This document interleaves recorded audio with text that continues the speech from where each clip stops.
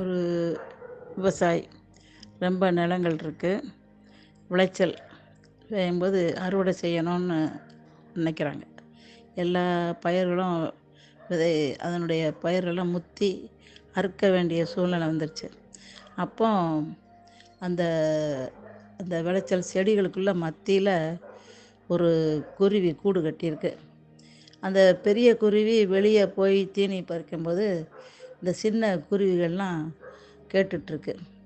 அதாவது அந்த விவசாயி ஒரு இடத்துல சொல்கிறார், நாளைக்கு அறுவடைப்பா, அந்த ஊர்லேருந்து ஜனங்கள்லாம் கூப்பிட்டுட்டு வந்து வேகமாக இருக்கணும், முத்திருச்சேன்னு சொல்கிறார். அது அந்த குருவிகள்லாம் கேட்டிருக்கு. உடனே அவங்க பயந்துருக்கு, நாளைக்கு எல்லாம் செடியில் இருக்கிற நம்மளையும் இது பண்ணிடுவாங்க, நம்ம இருக்கிற பக்கத்தில் செடி போனால் நமக்கும் பாதிக்கும் அப்படின்னு சொல்லிகிட்ருக்கார். உடனே அந்த குருவிகள்லாம் தாய்ப்பறவை வரவன், அம்மா அம்மா நாளைக்கு நம்மளையெல்லாம் பூரா செடிகள் நறுக்கும்போது நம்மளையும் தள்ளி விட்டுருவாங்க அப்படின்னு சொல்லும்போது, அந்த தாய்க்குருவி அதெல்லாம் நாளைக்கு வரமாட்டாங்க அப்படின்னு சொல்லிட்டு போயிடுச்சு. உடனே இந்த குருவியெல்லாம் பயந்துட்டுருக்கு. பார்த்தா விவசாயி யாரையோ ஒரு ஊர்லேருந்து கூப்பிடும்போது வரவில்லையாம். உடனே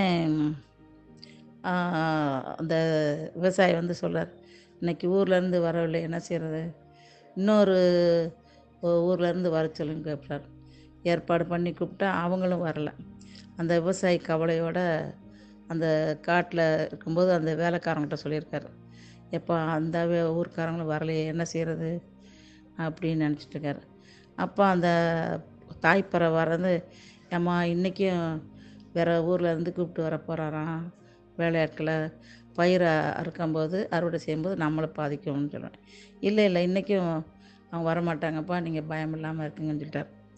உடனே அந்த தோட்டத்தில் பேசும்போது அவர் விவசாயி சொல்கிறார், பேசாமல் யாரையும் கூப்பிடாட்டி நம்ம அறுத்துருவோம்டா, நம்ம இது நம்மளே ஒரு வேளை இல்லைன்னா முத்தி போய் கெட்டு போயிடும் அப்படின்னு சொல்லிட்டு விவசாயி பக்கத்தில் இருக்கிற வேலைக்காரங்களை கூப்பிட்டு அவங்களும் வீட்டில் இருக்கிறவங்களும் சேர்ந்து எல்லாம் பயிரையும் முத்தின பயிரெல்லாம் அறுத்துட்டு வந்தாங்க.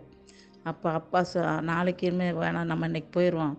அந்த 2வது நாள் சொல்லும்போது தாய்ப்பறவை சரி இன்றைக்கி அப்போனா உண்மை, நாளைக்கு நம்ம தான் போயிடுவோம்னு சொல்லிடுது. அப்போ குருவிகளுக்கு தெரியல இன்றைக்கி மட்டும் என்னென்னா, இப்போ அந்த பயிர் முத்தி போச்சு, எப்படியும் விவசாயி அறுத்து தான் ஆகணும். இந்த 2 நாள் வரலைன்னா இனிமேல் விவசாயி குடும்பத்திலேயே அவரே சொந்தமாக அறுத்து வருவாங்க. அதனால் நம்ம அப்போ கிளம்பிடுவோம் அப்படின்னு சொல்லி அந்த காலையில் விடியும்போது அந்த குருவி குஞ்சுகளை பூரா கூப்பிட்டுட்டு வேறு தோட்டத்தில் போய் பயிரிட போய் குடியிருக்க போயிடுச்சு. அதே மாதிரி அன்றைக்கி கடைசியில் அந்த 3வது நாள் விவசாயி சொந்தமாகவே விவசாயி செஞ்சு கொஞ்சம் பாதி வேலையை முடிச்சிட்டாங்க. சந்தோஷமாக இருந்துச்சு அந்த அதுக்கு குருவி சொல்லிப்பா, பார்ப்போம் தன்கை தனக்கு உதவின்னு இருக்குப்பா, எப்படியாவது அது நம்மளை நம்பி தான் நம்ம கடைசியில் வேலையை முடிப்போம், இதெல்லாம் புத்தி கூர்மையாக பார்க்கணும். அவர் பெரிய நிலம் வச்சுருந்ததுனால தான் கூப்பிட்டார். ஆனால் எப்படியும் அறுத்து தான் தீரணும், இல்லைன்னா அது கெட்டு போயிடும், இல்லைன்னா மழை பெஞ்சு நனைஞ்சிரும், அதில் நிச்சயமாக வருவார்னு பயிர்களை அழிப்பார்னு தெரியும்ப்பா. அதனால தான் நான் சொன்னேன், இன்றைக்கி போயிட வேண்டியதானே. அப்போ தான் தன்கை தனக்கு உதவிங்கிற மாதிரி குருவிகளுக்கு கூட புரிஞ்சிருக்கு. அதாவது நிச்சயமாக முடியாத சமயத்தில் தன் கையை உபயோகிச்சுக்கணும். தானே முன் நின்று அந்த காரியங்களை முடித்தா ஓரளவு முற்றி வரும்ப்பா. அதுதான் இனிமேல் நம்ம சோம்பேறித்தனமாக இருக்கக்கூடாது. எதையும் நமக்கு முன்னேறி நம்மளாகவே ஒரு காலங்களை முடிக்கிற, மற்றவங்களை நினச்சிட்டு தேடிக்கிட்டு இருக்கக்கூடாது, நம்பிட்டும் இருக்கக்கூடாது. இந்த மாதிரி 2 நாள் நம்பி தானே வேலைக்காரங்க வரல, விவசாயி நம்பினார்.